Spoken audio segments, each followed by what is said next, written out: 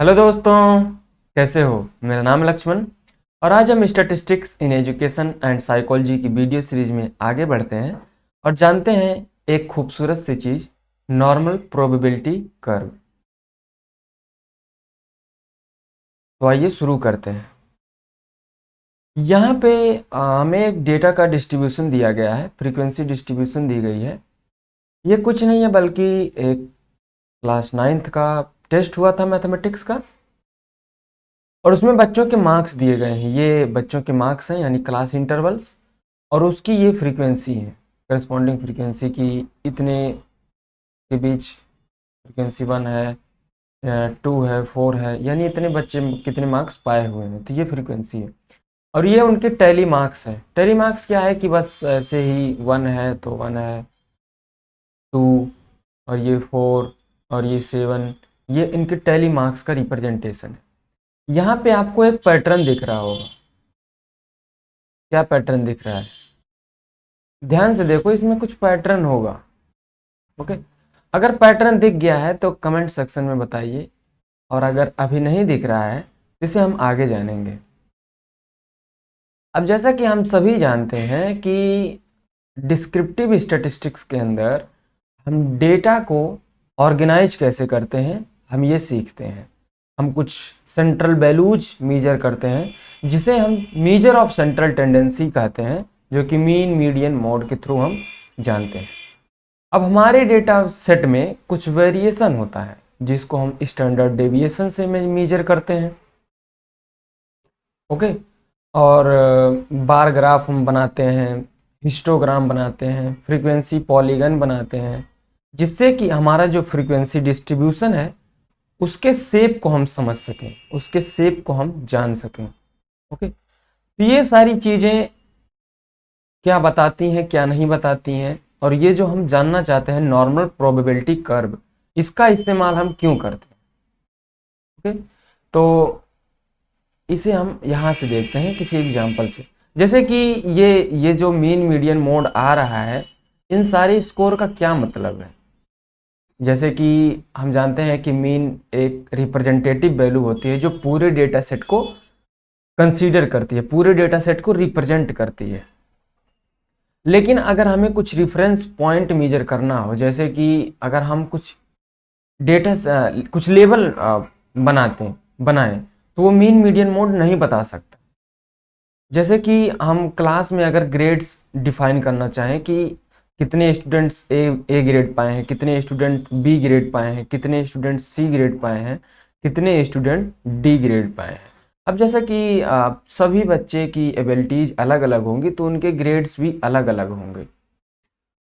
तो इन्हीं सारी समस्याओं को आंसर पाने के लिए, सॉल्व करने के लिए हम एक मेथड का इस्तेमाल करते हैं, और वहाँ पे हमें एक कर्व मिलता है, एक शेप मिलता है, जिसे हम नॉर्मल प्रोबेबिलिटी कर्व बोलते हैं। अब इस नॉर्मल प्रोबेबिलिटी कर्व में तीन चीज़ें आ रही हैं। पहला तो नॉर्मल क्या है, प्रोबेबिलिटी क्या है, और कर्व क्या है। सबसे पहले हम समझते हैं कॉन्सेप्ट ऑफ नॉर्मल डिस्ट्रीब्यूशन, यानी जो हमारे डेटा सेट है वो नॉर्मली डिस्ट्रीब्यूट होना चाहिए। अब जैसा कि हमने ऊपर देखा था, ये अपना एक एग्जाम्पल था। एग्जाम्पल में हमें एक डेटा सेट दिया गया है, जिसमें कि क्लास 9th का, ये क्लास 9th का है, और ये मैथमेटिक्स का टेस्ट हुआ है। उसमें बच्चों के मार्क्स दिए गए हैं। इसमें उनकी फ्रीक्वेंसी दी गई है इस कॉलम में।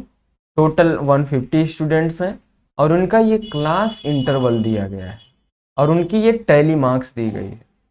यहाँ पे हमने बोला था कि आपको एक पैटर्न दिख रहा होगा। यहाँ पे देखो, पैटर्न ऐसे बढ़ते बढ़ते बढ़ते बढ़ते आ रहा है, यहाँ तक मैक्सिमम आ रहा है, फिर ये घटते हुए चला जा रहा है। यानी जो फ्रीक्वेंसी है 30, वो सबसे मैक्सिमम है। और कहाँ पे मैक्सिमम है? 50 पे। यानी आपको पैटर्न दिख गया होगा कि ये जो मैक्सिमम फ्रीक्वेंसी है ये 50 पे है, यानी मिड वैल्यू पे है।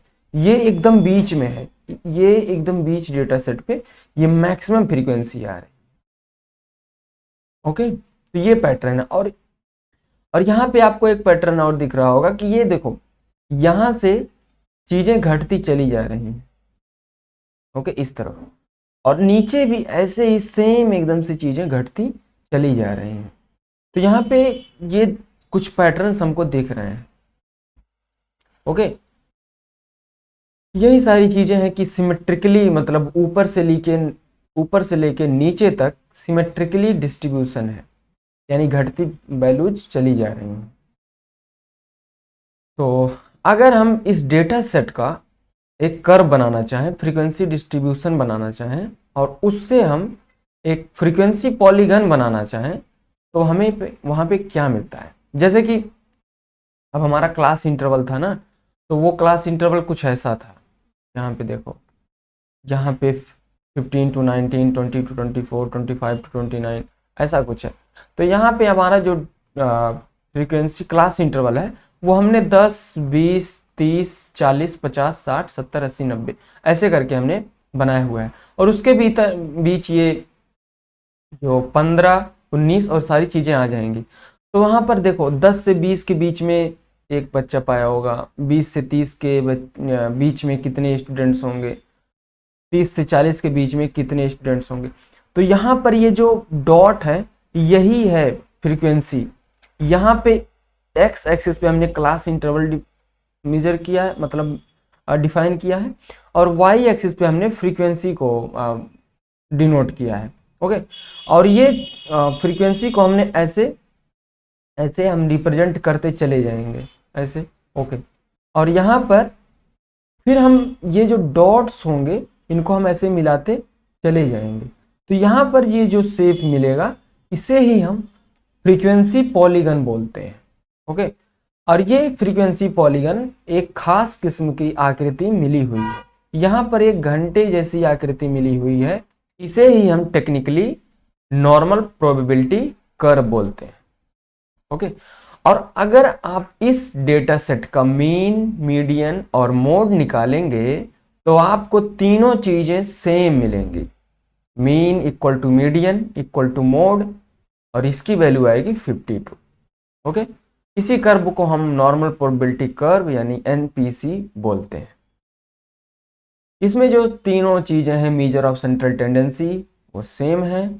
और अगर हमें ऐसा डिस्ट्रीब्यूशन मिलता है जिसमें तीनों चीजें सेम होती हैं, एक ही पॉइंट पे लाई करती हैं, तो उस फ्रीक्वेंसी डिस्ट्रीब्यूशन को नॉर्मल डिस्ट्रीब्यूशन बोलते हैं।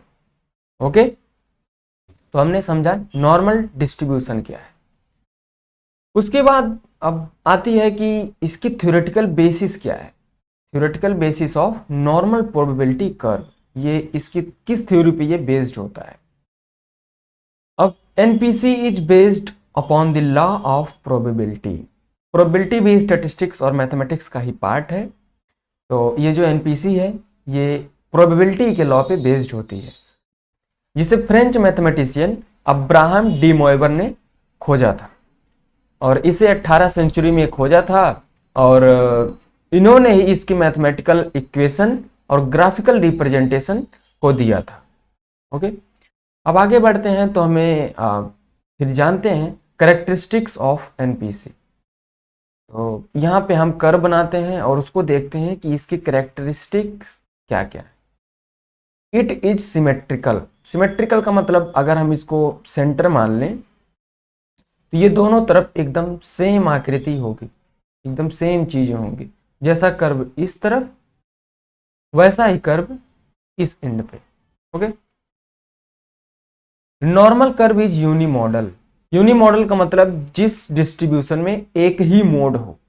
अब हमारे डेटा सेट में कई सारे मोड आ सकते हैं, लेकिन इस दिए गए डिस्ट्रीब्यूशन में एक ही मैक्सिमम पॉइंट होगी। यहां पर एक ही मैक्सिमम पॉइंट होगी और वही होगा मोड। इसीलिए इस कर्व को हम यूनिमॉडल बोलते हैं। The maximum ordinate occurs at centre. इसका मतलब यह है कि जो हमारी वाई एक्सिस है, ये देखो अब है क्या ना कि ये जो कर्व हम ऐसे बना रहे हैं, जैसे कि हम बार ग्राफ बनाते हैं तो एक्स और वाई हमारा दोनों होता है, लेकिन ये जो एनपीसी है इसमें हम वाई एक्सिस को जनरली हटा देते हैं। ओके, यहाँ पे हम खाली अपना एक्स एक्सिस होता है और उसी पर हम डेटा सेट को मेजर करते हैं। लेकिन ये जो है मैक्सिमम पॉइंट वाई का, ये सेंटर पे लाई कर रहा है। ओके, तो यही है कि इसको हम ऑर्डिनेट बोलते हैं और इसका जो मैक्सिमम पॉइंट होता है वो सेंटर पे लाई करता है। Normal curve is asymptotic to x axis. Asymptote का मतलब ये होता है कि किसी भी इंड पर जब कर्व इन्फिनिटी को अप्रोच करता है, जैसे ये कर्व ऐसे इन्फिनिटी को अप्रोच कर रहा है, मतलब ये एक्स एक्सिस को टच नहीं करेगा। ऐसा माना जाता है कि ये एक्स एक्सिस पे टच करता है, कहाँ पे, इन्फिनिटी पे, लेकिन इन्फिनिटी कहीं आता नहीं, इसीलिए तो हम इसके इन्फिनिटी को अप्रोच करता है, कहीं पे टच नहीं करता, बस अप्रोच करता है। और ये दोनों तरफ अप्रोच करता है, निगेटिव साइड में और पॉजिटिव साइड में। निगेटिव साइड में ये माइनस इन्फिनिटी को अप्रोच करता है और इधर ये प्लस इन्फिनिटी को अप्रोच करता है। The height of curve decline symmetrically, यानी जो कर्व की जो हाइट है वो सिमेट्रिकली डिक्रीज हो रही है। जैसे यहां से कर्व हमने चालू किया और ये देखो घटते चले जा रहा है, और ऐसा नहीं है कि इसमें डिफरेंस कुछ है, एकदम सेम डिक्रीमेंट हो रहा है, देखो एकदम बराबर डिक्रीमेंट हो रहा है। ओके, ये जो डिक्लाइन है ये सिमेट्रिक है। अगला पॉइंट है कि द पॉइंट्स ऑफ इनफ्लक्स आकर एट पॉइंट ऑफ +1 और -1 स्टैंडर्ड डेविएशन। अब पॉइंट ऑफ इनफ्लक्स क्या है? अब देखो यहां पे जो अपना कर्व है, यहां पे कर्व इसका शेप इस तरफ है। ओके, इसका शेप इस तरफ है, फिर यहां से कर्व शेप चेंज होने लगता है। तो जहां से कर्व चेंज होने लगता है उसी को हम पॉइंट ऑफ इनफ्लक्स बोलते हैं। ओके, और ये दोनों तरफ होता है, कर्व के दोनों तरफ होता है, और कहां पे आता है, -1 सिग्मा और +1 सिग्मा पे आता है। ओके, और अगला पॉइंट है the total percentage of area of normal curve with in 2 points of influx is fixed. यानी ये जो पॉइंट ऑफ इनफ्लक्स है दोनों साइड, इसका जो एरिया होता है वो फिक्स्ड होता है, हमेशा इतना ही एरिया आपको मिलेगा। इधर इधर भी 34.13% आया है और इधर भी 34.13% आया है। दोनों को जोड़ दोगे तो मिलेगा 68.26%। ओके, 26%, इतना एरिया इतना है, 68.26%। Okay, the total area under the normal curve consider to be 100। ये पूरा एरिया जो है इसको हम 100 मान सकते हैं। ओके, मतलब एग्जैक्ट 100 नहीं होता, बट 100 को अप्रोच करता है। पूरी जो प्रोबेबिलिटी है और ये जो एरिया है ये 100 को हम कंसीडर कर सकते हैं। और यहाँ से देखो -1 सिग्मा से लेकर +1 सिग्मा तक 68.26% है, और -2 सिग्मा से लेकर +2 सिग्मा तक इतना एरिया 95.44% है। ओके, और -3 सिग्मा से लेकर +3 सिग्मा तक कितना एरिया है, 99.73%। ओके, यहां से यहां तक पूरा एरिया। ओके, ऐसा कुछ है। और ये जो है कर्व ये बाइलेटरल है। बाइलेटरल का मतलब जैसे हम ये एनपीसी अगर हम बनाए तो ये हमको कुछ ऐसा मिलेगा। ओके, यहाँ पे हम इसको समझते हैं, कुछ ऐसा मिलेगा यहाँ पे। ओके, और अगर हम इसको सेंटर मान लें, इसको अगर हम सेंटर मान लें तो 50% एरिया इस तरफ होगा, 50% एरिया इस तरफ होगा, यानी सेम एरिया इस तरफ होगा, सेम एरिया इस तरफ होगा, इसीलिए इसको बाइलेटरल बोलते हैं। ओके, तो आज की वीडियो में हमने ओके तो ओके तो आज की वीडियो में हमने नॉर्मल प्रोबेबिलिटी कर्व के बारे में समझा, इसका इस्तेमाल हम क्यों करते हैं ये समझा, नॉर्मल डिस्ट्रीब्यूशन के बारे में समझा, और आगे हम इसकी प्रॉपर्टीज और कुछ इसके डाइवर्जेंस के बारे में समझेंगे, जैसे कि कर्टोसिस और ये स्क्यूनेस क्या होता है। ओके, तो आज की वीडियो में बस इतना ही, मिलते हैं अगली वीडियो में, तब तक के लिए thank you and see you next time.